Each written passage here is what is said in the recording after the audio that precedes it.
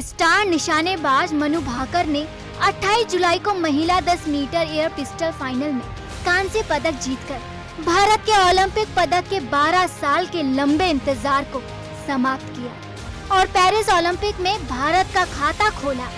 इसके साथ ही वे ओलंपिक में पदक जीतने वाली पहली भारतीय महिला निशानेबाज बन गई। इस ऐतिहासिक जीत के बाद जब मीडिया ने उनसे पूछा कि क्या इस सफलता के पीछे उनके माता पिता या फिर कोच का बड़ा हाथ है, तो मनु ने एक ऐसा जवाब दिया जिसे भारत भर में गर्व की लहर दौड़ गई। दरअसल मैच जीतने के बाद जब वो कैमरे के सामने आई तो उन्होंने कहा वो इस जीत से बेहद खुश है। ये वो मेडल है जिसका भारत को इंतजार था।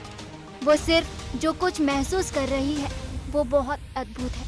मनु से जब आखिरी पलों के बारे में पूछा गया तो उन्होंने क्या कहा, आपको सुनाते हैं।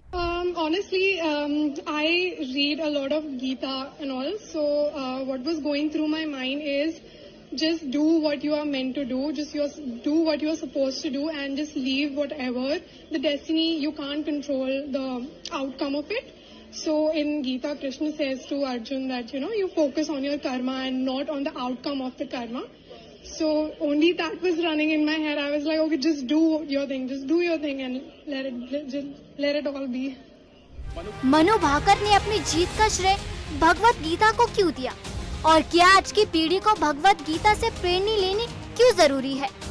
इस आधुनिक के दौर में गीता क्या सिखाती है, ये जानना भी जरूरी है।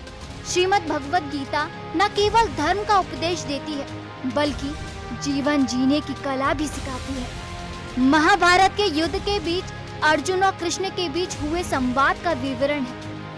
इस ग्रंथ में मनुष्य के जीवन के विभिन्न पहलुओं पर विस्तार से बताया गया है, जिसमें समझाया गया है कि एक व्यक्ति अपने जीवन में क्या करना चाहिए और क्या नहीं करना चाहिए। भगवत गीता में संसार की 4 मुख्य धर्मों जो है ज्ञान योग, कर्म योग, भक्ति योग और राजा योग के बारे में बताया गया है। इसमें अनेक उदाहरण दिए गए हैं जो मनुष्यों को जीवन के उद्देश्य, सामाजिक जिम्मेदारियों और धर्म के बारे में समझाते हैं। गीता के उपदेशों में चलकर न केवल हम स्वयं का बल्कि समाज का कल्याण भी कर सकते हैं।